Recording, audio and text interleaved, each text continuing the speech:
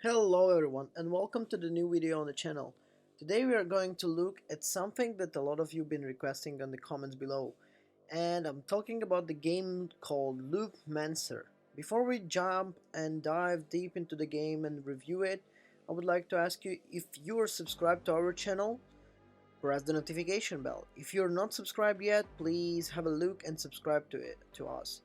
Press the like, comment which next game you want to see from us, and let's dive deep into it.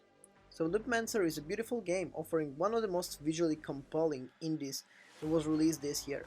It's packed with heart-pounding combat sequences and a detective mystery storyline that proceeds on exciting cyberpunk noir narrative.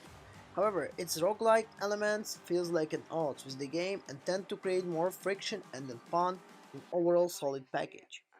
So let's dive a little bit into the story.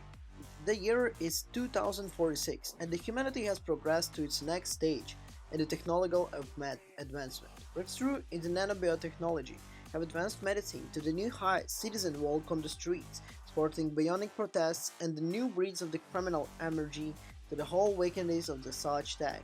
At the center of Lumensa's story is Xiang Zihu, a devastated pirate Ai, still revolting from his daughter's death and his wife's disappearance.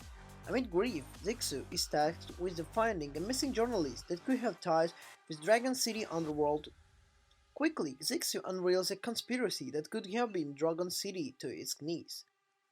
Loop Mancer's cyberpunk noir atmosphere is thick and engaging, being more than a simple framing device for a game that is loop-based mechanics, also a very big move in the execution and the character's development.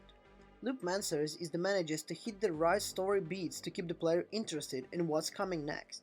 You almost get lost in glittering succession of the strangest and the blizzard as you play as the conceptual, but it slowly re-emerges and then you can get clearly see and put together the pieces of its production that is however firstly inconsistent.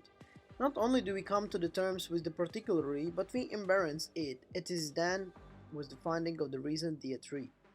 Loop Mances is everything we have just described and more, and that's fine.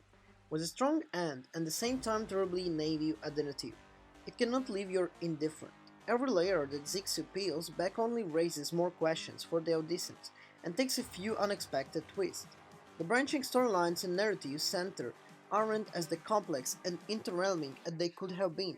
However, it still offers enough incentive for the players to go back and experience the multiple endings as the story goes and new plays depending on the player choice. Like I mentioned, the game has a lot of different endings, and if you get hooked really a lot into the game in the beginning, you would be really interested in how the game can end depending on your different choices in the game. It's a Pulp Fiction mystery that's worth following from the beginning to the end. Does the story make sense overall? Well, probably not that much how you expect, but it does really matter.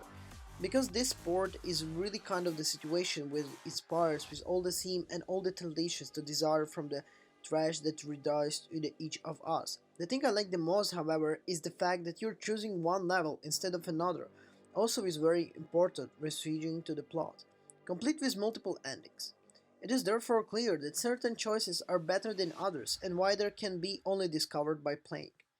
Thanks to the roguelike elements with the game, which each does almost, credits are lost whilst, with the unlocked weapons remain such as, well, the skills, connections, and stuff like that.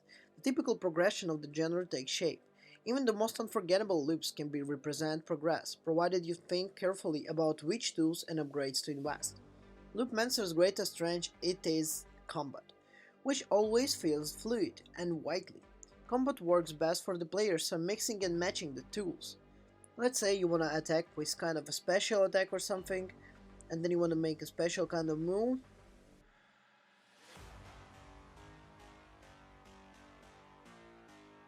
On the other, there is existing roguelite game that struggles to find a balance in execution of the genre. Where Loop Macer hits right, it's a kind of the story that has an interest. It's not the really main kind of thing, and it's not really cool for some people, but if you get hooked from the beginning, it will be really interesting for you.